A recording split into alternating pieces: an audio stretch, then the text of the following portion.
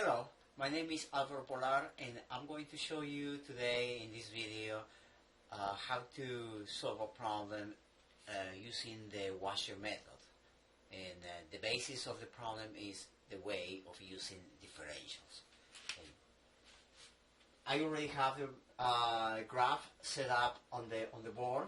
I have two graphs. The first graph is a parabola, y equals x squared. The second graph is a line, y equals 2x, and they intersect at 0, 0 and also at 2, 4.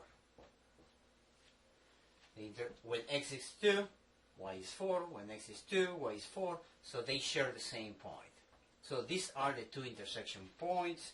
Therefore, the region bound these two graphs is the region that I'm shading right now.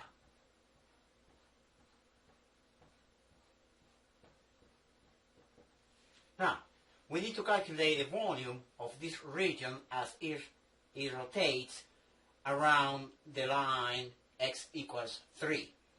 So it's a vertical line, and in order to use the washer method, we have to use a differential element with thickness that is on the y-axis. So the differential element, I'm shading it black right now. This is my differential element that I'm choosing, and this is going to rotate around the line x equals 3. So it's going to generate this volume with this shape. And this is actually a washer. Now it's hard to see a washer if we see it from this angle. But if I draw the washer like this, then you can identify it. So this is the center of the axis of revolving, which is x equals 3. And my differential element is actually right here. This is my differential element. Of course, this is the thickness that corresponds y on the y-axis. So this will be dy. This will be a very very small increment in the y dimension. Now, this end of the other washer will actually be right here. And what happens? What is the space in the middle? It's just empty space. So the washer has just a ring with empty space in the middle. Here it is. Now, what is the volume of this washer? We have to find first the volume of a disc that has this shape. And the volume of a disc with this shape is actually the area of the circle times the thickness. In this case, the thickness is dy. So we are going to call the big disc is going to give us a radius that we will be calling the outer radius.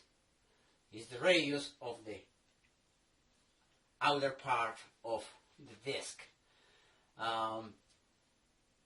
There's an inner radius that is the radius to the empty space, to the hole. This is going to be called inner radius. So, in order to calculate the volume of the disc that represents the outer radius, we need to calculate the area of the surface of the circle, which is, the area of this is pi r squared. But if the radius of this this disc is r sub O, then the area in this case is going to be R sub O squared. So the volume of this differential element is going to be dV, and we're going to call it dVO because it corresponds to the radius R sub O. It's going to be equal to the area of the circle, which is pi R sub O squared, times the thickness. The thickness is dy. The same way, we will find out what is the volume of the region that is actually empty. That means the inner part of the washer. And the inner part of the washer has an inner radius, which is Ri.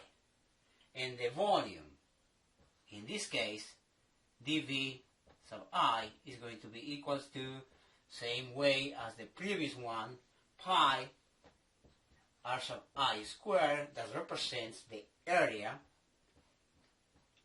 of the circle for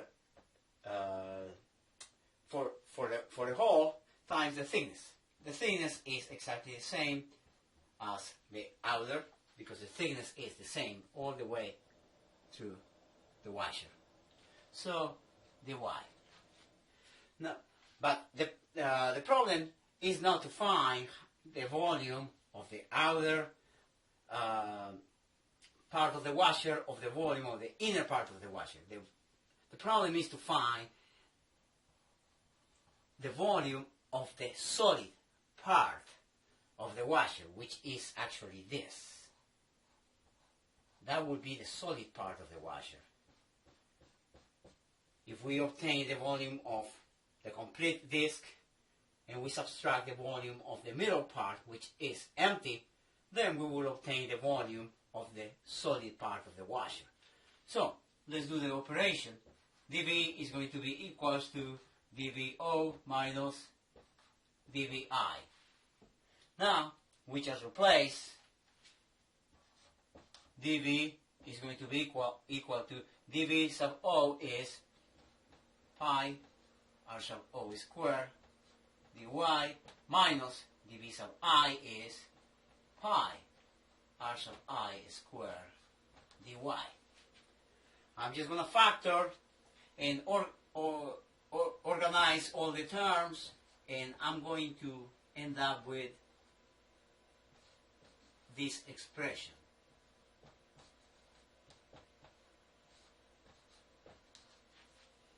In this case, this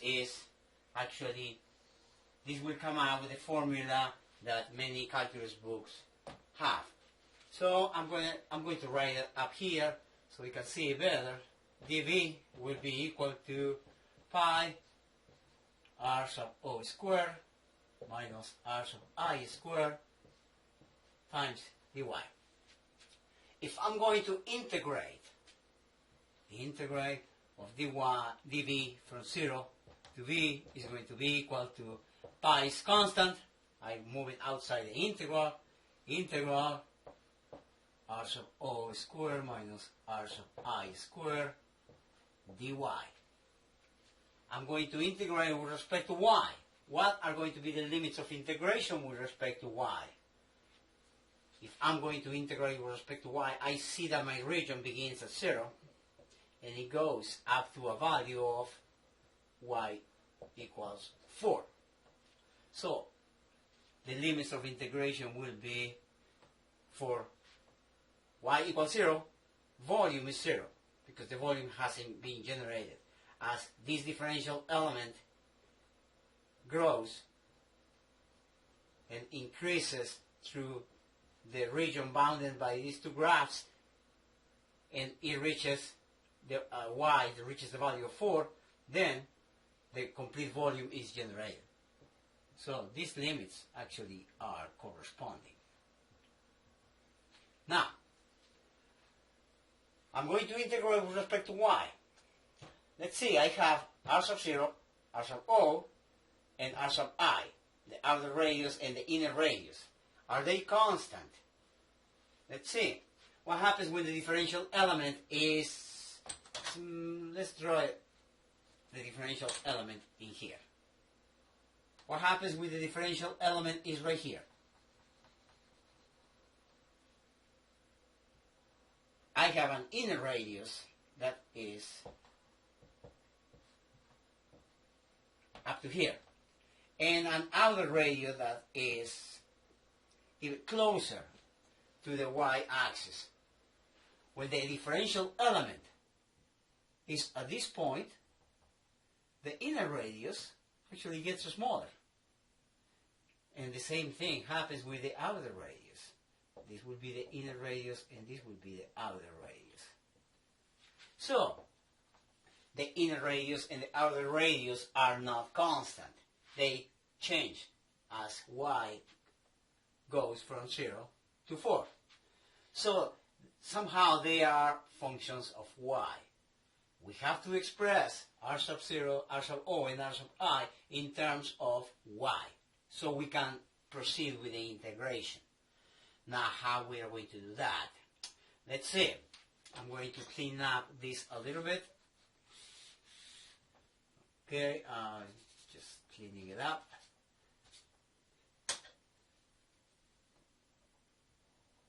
And let's see, my outer radius, if I'm going to take this as my differential element, this one over here, so I don't want to confuse anybody. I'm just cleaning up this part.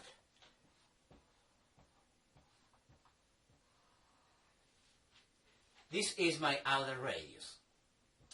At this point, there is a corresponding value of x that I'm going to call it x sub o.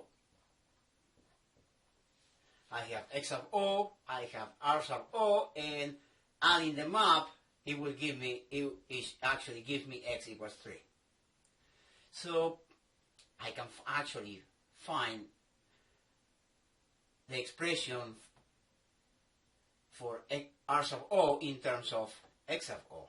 If x sub o plus r sub o equals 3, then r sub o is equal to 3 minus x sub o, which is the outer part. But let's look a little bit closer. This value, x sub o, that gives where the outer radius starts, actually falls on this line. Is a corresponding value for x for y equals 2x. It's right here for the line. So this value of x sub o is actually a corresponding value of y, which if we solve x from y equals 2x, we end up with x sub o is going to be equals to y over 2. Just from the equation of the line, y equals to x, x becomes equal to y over 2. So we are going to replace this value of x sub o by y equals y over 2. So I'm going to write that right here. I have r sub o equals 3 minus y over 2. I have the outer radius in terms of y. Now, let's find what is the inner radius going to be in terms of y. I follow exactly the same procedure. At this point, the value of the inner radius corresponds to a value of x. And in this case, for this purpose, I'm just going to erase the washer for now. I don't need it anymore. I explained it already. So for the inner radius, I have this distance that it corresponds to a value of x. I'm going to call it x of I. And the inner radius actually starts from this line and it goes all the way to the line x equals 3. I'm just moving this r sub I over here. So x sub I plus r sub I actually gives me 3. Therefore, I'm going to write it. I'm going to write it here. So I said that x sub I plus r sub I is equal to 3. Therefore, r sub I is equal to 3 minus x sub I. Now, let's see it a little closer now. X sub I, that corresponds to the inner radius, actually is a value of x that corresponds to this curve. And what is that curve? Y equals x squared.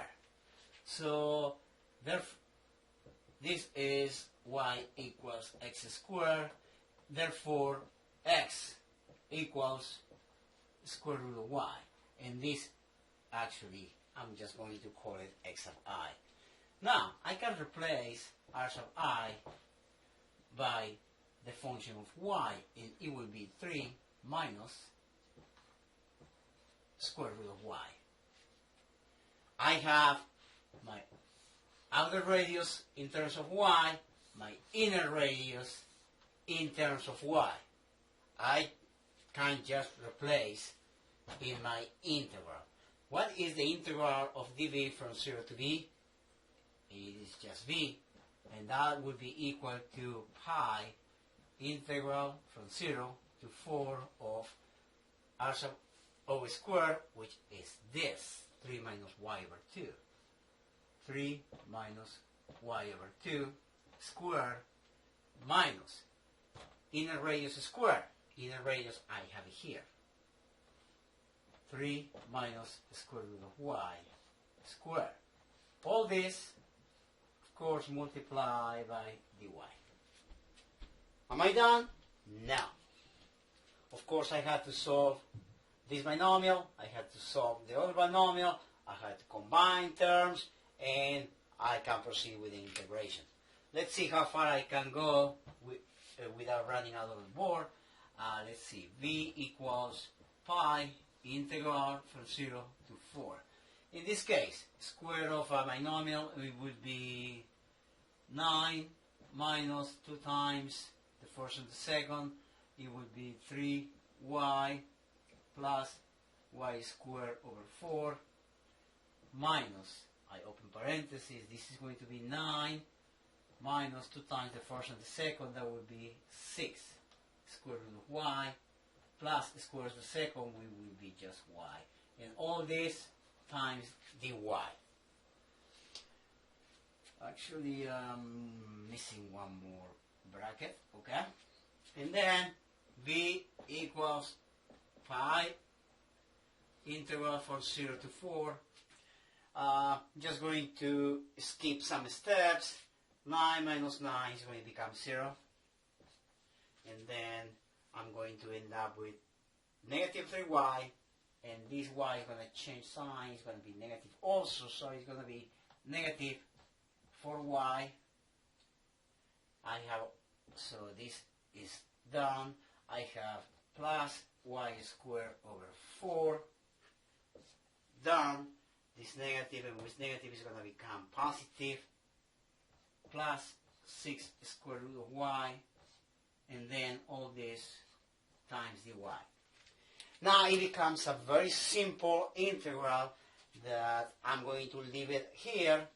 Any students that have already taken calculus will not have any problem integrating this integral. So the important thing in this video is how to apply the differential element in order to come out with a differential equation, which is this. Then we have to try to integrate. But in order to integrate, we have to express all the variables in terms of the variable that we are integrating, which is dy.